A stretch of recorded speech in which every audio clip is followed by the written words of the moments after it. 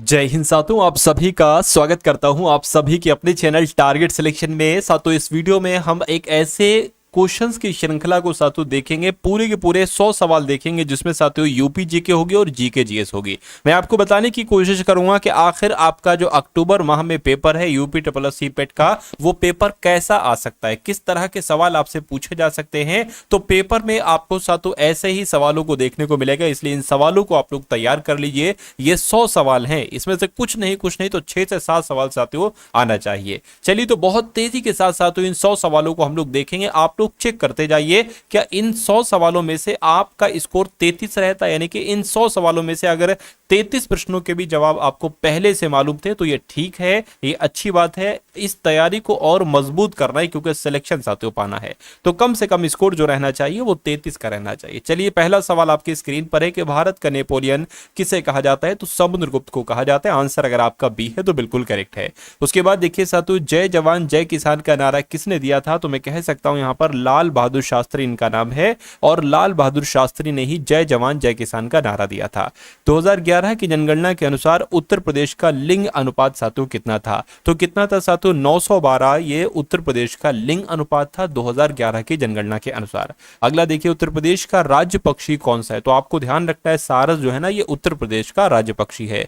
मोहनजोदड़ो का मतलब क्या होता है, इसको तो साथियों मृतकों का टीला हम लोग कह सकते हैं। मोहनजोदड़ो का मतलब मृतकों का टीला होता है। सबसे प्राचीन वेद इसमें से कौन सा है, मैं कहूंगा सबसे प्राचीन वेद ऋग्वेद है। सबसे बाद यानी कि नया वेद कौन सा है, अथर्ववेद है। बुद्ध को यानी कि गौतम बुद्ध को ज्ञान की प्राप्ति जो हुई थी, ये कहां पर हुई थी, तो ये साथियों बोधगया में हुई थी। बोधगया अगर आपका जवाब है तो आपका जवाब बिल्कुल सही है।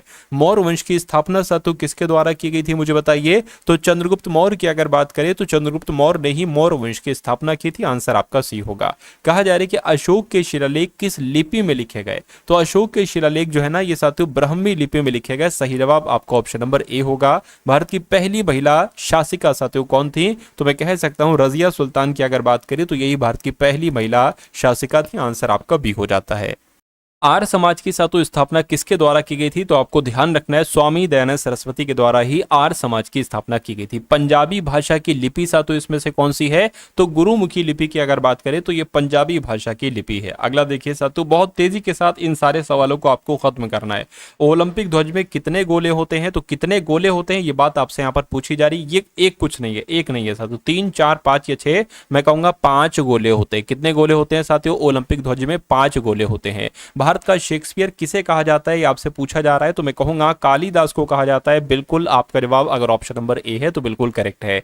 अष्टाध्यायी के लेखक आपसे पूछे जा रहे हैं, तो पाणिनि जो है ना, ये अष्टाध्यायी के ही लेखक हैं। उसके बाद देखिए, कंप्यूटर का पिता किसे कहा जाता है, तो अगर आपका जवाब चार्ल्स बेबेज है तो आपका जवाब यहां पर बिल्कुल सही हो जाता है। अशोक के शिलालेख को सबसे पहले किसने पढ़ा, तो अशोक के अभिलेखों को सबसे पहले जो पढ़ा वो साथियों जेम्स प्रिंसेप ने पढ़ा। ये भी आपको ध्यान रखना है, परीक्षा में आपसे पूछा जाएगा। हिंदी भाषा का पहला समाचार पत्र सातु कौन सा था, ये आपसे पूछा जा रहा है, तो मैं कह सकता हूं कि उदंड मार्तंड की अगर बात करें तो यही हिंदी भाषा का पहला समाचार पत्र था। कौन सा मुगल बादशाह अशिक्षित था, ये कई बार आपके सवाल सातु पूछा जा चुका है, तो आपको ध्यान रखना है अकबर जो थे ये अशिक्षित थे। राइट आंसर आपका सी हो जाएगा। लाल चींटियों में कौन सा अम्ल पाया जाता है, तो लाल चींटी में तो सातु फॉर्मिक अम्ल पाया जाता है। फॉर्मिक अम्ल आपके सवाल का जवाब है। क्वेश्चन इंपॉर्टेंट है, आपकी परीक्षा में आएगा। अगला देखिए साथियों, अगर आपने अभी तक इस वीडियो को लाइक नहीं किया तो वीडियो को लाइक कर दीजिए। चैनल पर नए हैं, चैनल को तुरंत आप लोग सब्सक्राइब कर दीजिए। देखिए, आपके पास ये यूपी पेट का पेपर आया है, यानी कि यूपी पेट का पेपर आपकी लाइफ में आया है, आपने फॉर्म भरा है और कुछ समय बाद आपका पेपर होगा। 1 साल पहले साथियों यूपी पेट का पेपर हुआ था, उस समय भी मैंने तैयारी कराई थी, और जिन लोगों ने टारगेट सिलेक्शन से तैयारी करी था उनका बहुत अच्छा स्कोर आया था, बहुत अच्छी परसेंटाइल आई थी। तो अगर आप भी चाहते हैं साथियों कि इसमें आपका इतना परसेंटाइल आ जाए कि कोई भी वैकेंसी आए उसमें आप बहुत आराम से बैठ जाओ, तो इस पेपर को पास करना आपके लिए सबसे जरूरी है। और टारगेट सिलेक्शन की जितनी भी 1 से 2 क्लासेस डेली दूं उनको देखना बहुत जरूरी है। आप यकीन मानिए, अगर मैं 100 क्वेश्चन साथियों डेली करा रहा हूं तो आपके साथियों 1 महीने में कितने 3 3000 क्वेश्चन हो जाएंगे और आपके एग्जाम में साथियों 100 सवाल आएंगे। क्या नहीं फंसेगा? बिल्कुल साथियों, 80% क्वेश्चन आपको यहां से देखने को मिलेंगे जितने भी क्लासेस में करा रहा हूं, अगर आप लोग सीरियसली तौर से देखते हैं, इन क्वेश्चंस को देखते हैं। और जो मैं आपको क्लासेस करा रहा हूं साथियों, उनसे मैं दो काम, मैं आपको नया भी पढ़ा रहा हूं और जो पिछला पढ़ा चुका हूं वो भी समय समय पर रिवीजन करवाता रहता हूं। बस आपका काम एक होना चाहिए कि आपको ध्यानपूर्वक पढ़ाई करते जाना है, ठीक है ना। तो चलिए साथियों, तो 20 सवाल हो चुके हैं, लगभग 100 सवाल यहां पर हम लोग देखेंगे। आपसे कहा जा रहा है कि उत्तर प्रदेश का गठन कब हुआ था? तो 1 अप्रैल 1937 को ही उत्तर प्रदेश का गठन हुआ था। अगला देखिए, उत्तर प्रदेश की राजधानी साथियों क्या है? तो लखनऊ उत्तर प्रदेश की राजधानी है। उत्तर प्रदेश की सबसे लंबी नदी कौन सी है? तो मैं कहूंगा गंगा नदी की अगर बात करें तो ये उत्तर प्रदेश की सबसे लंबी नदी है। बनारस को किस नाम से जाना जाता है? तो बनारस की अगर बात करें, काशी नाम से जाना जाता है साथियों बनारस को। अयोध्या किस नदी के किनारे पर स्थित है? तो अयोध्या की अगर बात करें साथियों, ये सरयू नदी के किनारे पर स्थित है। उत्तर प्रदेश में कुल कितने जिले हैं? तो उत्तर प्रदेश में कुल कितने जिले हैं ये आपसे पूछा जा रहा है। देखिए, अगर 76 ऑप्शन में आ जाए, जैसे कि ये 76 है तो 76 आपको लगा देना है ना। एक जिला है जो एक तरीके से आया है सामने उत्तर प्रदेश में, अब 76 जिले साथियों हो जाएंगे। चलिए अगला देखिए, उत्तर प्रदेश का राजकीय भाषा क्या है? उत्तर प्रदेश की राजकीय भाषा क्या है? मैं कहूंगा हिंदी उत्तर प्रदेश की राजकीय भाषा है। उसके बाद देखिए, कह रहे कि उत्तर प्रदेश की सह राजकीय भाषा कौन सी है? तो उत्तर प्रदेश की सह राजकीय भाषा जो है ना वो उर्दू है, तो उर्दू आपके सवाल का जवाब होगा। अगला देखिए, उत्तर प्रदेश की विधानसभा में कुल कितने सदस्य हैं? तो उत्तर प्रदेश की विधानसभा में कुल मिला के 403 सदस्य हैं। राइट आंसर आपका बी हो जाता है। उत्तर प्रदेश का सबसे बड़ा रेलवे जंक्शन कौन सा है? तो उत्तर प्रदेश का सबसे बड़ा रेलवे जंक्शन तो गोरखपुर जंक्शन है, तो गोरखपुर जंक्शन ऑप्शन के हिसाब से आपका आंसर होगा। खट्टे फलों में कौन सा अम्ल पाया जाता है आपसे पूछा जा रहा है, तो मैं कहूंगा साइट्रिक अम्ल की अगर बात करें तो यह खट्टे फलों में ही तो साथियों पाया जाता है साइट्रिक अम्ल। नेक्स्ट नंबर का सवाल है, भारत के अंतिम गवर्नर जनरल कौन थे? तो भारत के अंतिम गवर्नर जनरल की अगर बात करें साथियों कौन थे? तो सी राजगोपालाचारी भारत के अंतिम गवर्नर जनरल थे। आंसर आपका बी है। कुतुब मीनार ये कहां पर स्थित है मुझे बताइए? तो कुतुब मीनार की अगर बात करें तो ये साथियों दिल्ली में स्थित है। कहां पर स्थित है? दिल्ली में स्थित है कुतुब मीनार। आंसर आपका बी हो जाता है। कहने के चार मीनार कहां पर स्थित है? चार मीनार, तो चार मीनार जो स्थित है वो हैदराबाद में स्थित है, तो हैदराबाद आपके सवाल का जवाब होगा। स्वर्ण मंदिर कहां पर स्थित है साथियों? स्वर्ण मंदिर की अगर बात करें तो ये अमृतसर में है। कहां पर है स्वर्ण मंदिर? अमृतसर में है। आंसर आपका सी होगा। प्रकाश वर्ष किसका मात्रक है आपसे पूछा जा रहा है, तो आपका जवाब यहां पर जो होगा वो खगोलीय दूरी हो जाएगा। यानी कि प्रकाश वर्ष ये खगोलीय दूरी का मात्रक है। ये सवाल कई बार आपके एग्जाम में पूछा जा चुका है, इस बार भी साथियों आपसे पूछा जाएगा। प्रकाश वर्ष किसका मात्रक है? अभी मैंने आपको बताया दूरी का मात्रक है। प्रकाश की गति कितनी होती है? यानी कि 1 सेकंड में प्रकाश की गति पता कितनी होती है साथियों? 3 लाख किलोमीटर होती है प्रति सेकंड। आंसर आपका ऑप्शन नंबर सी है। उसके बाद देखिए, शिक्षक दिवस साथियों कब मनाया जाता है ये आपसे पूछा जा रहा है। मैं कहूंगा 5 सितंबर को शिक्षक दिवस मनाया जाता है। सही जवाब आपका सी होगा। अगला देखिए, आजाद हिंद फौज की स्थापना किसके द्वारा की गई थी? सॉरी, कहां पर की गई थी? तो आजाद हिंद फौज की स्थापना सिंगापुर में की गई थी। सिंगापुर आपके सवाल का जवाब होगा। इंडिया गेट ये कहां पर स्थित है? इंडिया गेट तो साथियों कहां पर स्थित है? नई दिल्ली में स्थित है। और गेटवे ऑफ इंडिया कहां पर स्थित है? गेटवे ऑफ इंडिया मुंबई में स्थित है। तो दोनों सवाल याद रखेंगे, गेटवे ऑफ इंडिया मुंबई में और इंडिया गेट ये नई दिल्ली में। अगला देखिए, सिंधु घाटी सभ्यता का प्रमुख बंदरगाह कौन सा था? तो जो लोथल बंदरगाह था, लोथल बंदरगाह यही सिंधु घाटी सभ्यता का प्रमुख बंदरगाह था। करो या मरो का नारा ये किसके द्वारा दिया गया था? तो ये तो अपने गांधी जी के द्वारा दिया गया था। महात्मा गांधी जी के द्वारा ही करो या मरो का नारा दिया गया था। विश्व पर्यावरण दिवस साथियों कब मनाया जाता है? तो 5 जून को मनाया जाता है। मैं कहूंगा बिल्कुल, अगर आपका जवाब ऑप्शन नंबर बी है तो बिल्कुल करेक्ट है। राष्ट्रीय खेल दिवस साथियों कब मनाया जाता है? राष्ट्रीय खेल दिवस मनाया जाता है 29 अगस्त को। कब?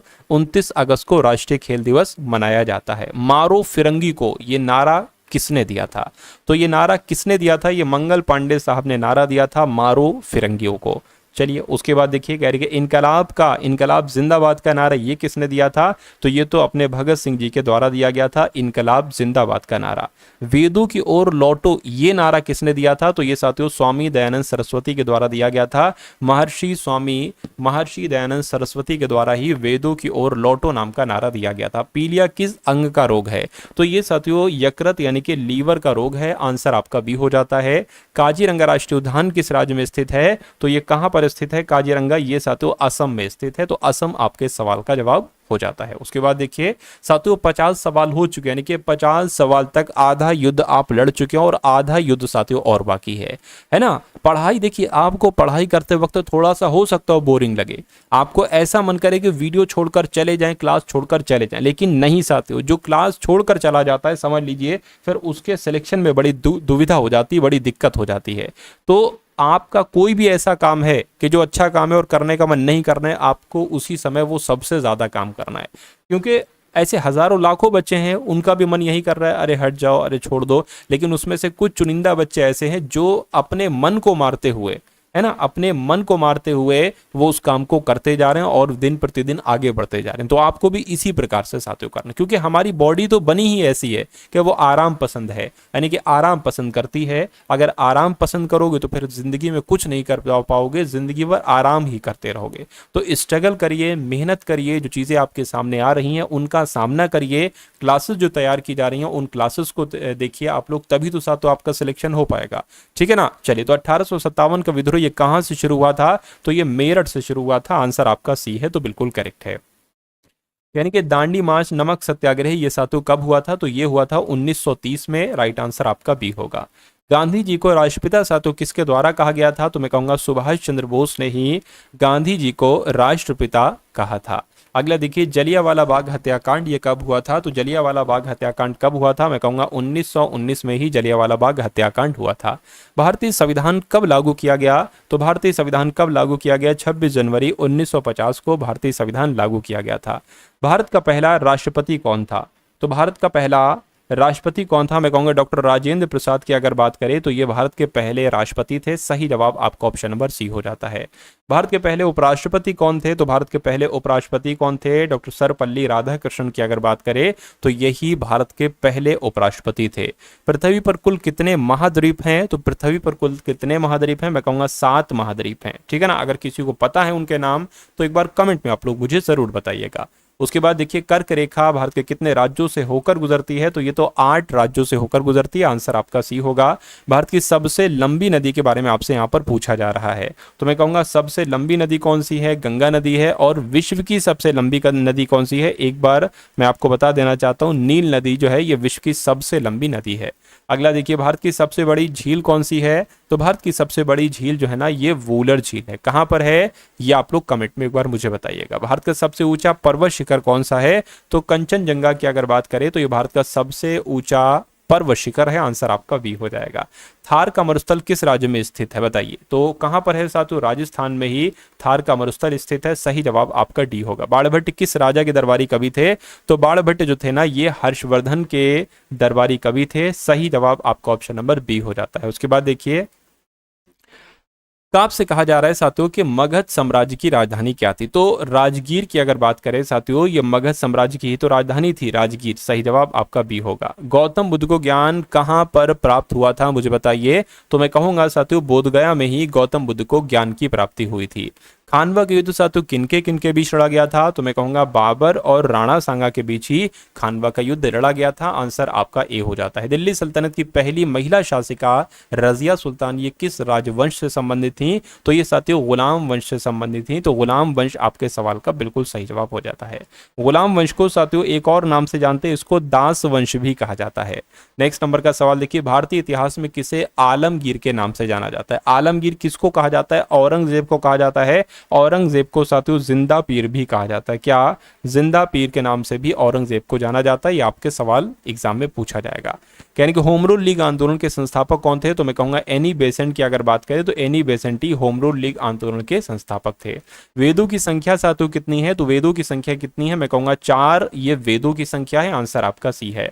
गौतम बुद्ध का जन्म कहां पर हुआ था? तो साथियों लुम्बिनी की अगर बात करें तो लुम्बिनी में ही गौतम बुद्ध का जन्म हुआ था। उसके बाद देखिए, महावीर स्वामी जैन धर्म के कौन से नंबर के तीर्थकर थे? तो ये साथियों 24वें नंबर के तीर्थकर थे। आंसर आपका ऑप्शन नंबर सी हो जाता है। कलिंग युद्ध साथियों कब हुआ था?